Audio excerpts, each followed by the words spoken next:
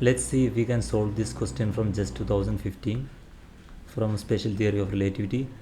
The distance of a star from Earth is 4.25 light years as measured from Earth. A spaceship travels from Earth to star at a constant velocity in 4.25 years. According to the clock on ship, the speed of the spaceship in units of speed of light is.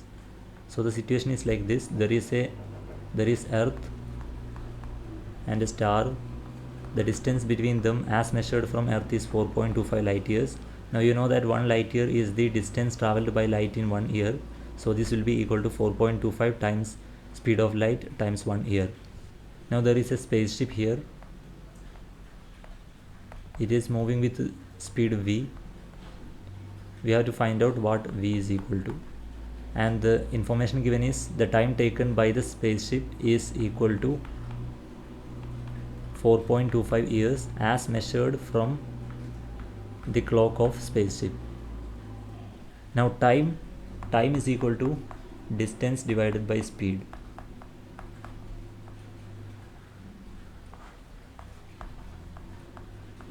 Now distance as viewed from the spaceship, it will not be equal to 4.25 light years.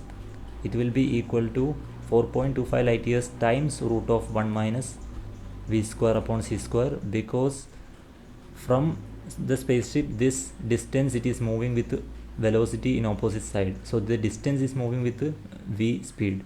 Therefore the length contracts.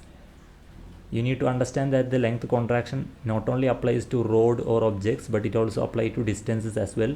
So when viewed from spaceship, the distance between Earth and star will not be 4.25 light years, it will be 4.25 light years times root of 1 minus v square upon c square. The distance will contract. Divided by speed is v. And time taken is given to be equal to 4.25 years. Therefore we have 4.25 gets cancelled, and 4.25 light year means 4.25 c times 1 year.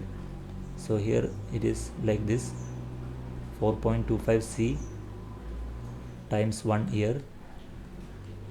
Now year gets cancelled, 4.25 gets cancelled. What remains is c into root of 1 minus v square upon c square divided by v.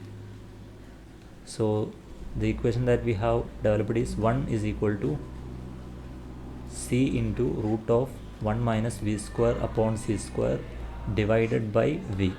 This implies v is equal to c into root of 1 minus v square upon c square.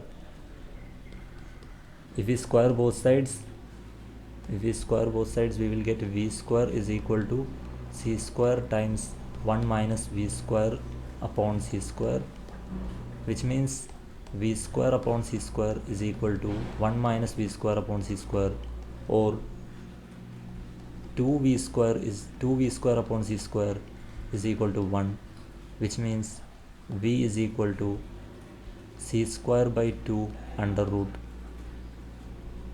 Therefore v is coming out to be c divided by root 2. Therefore in units of c, the speed of the spaceship will be 1 by root 2.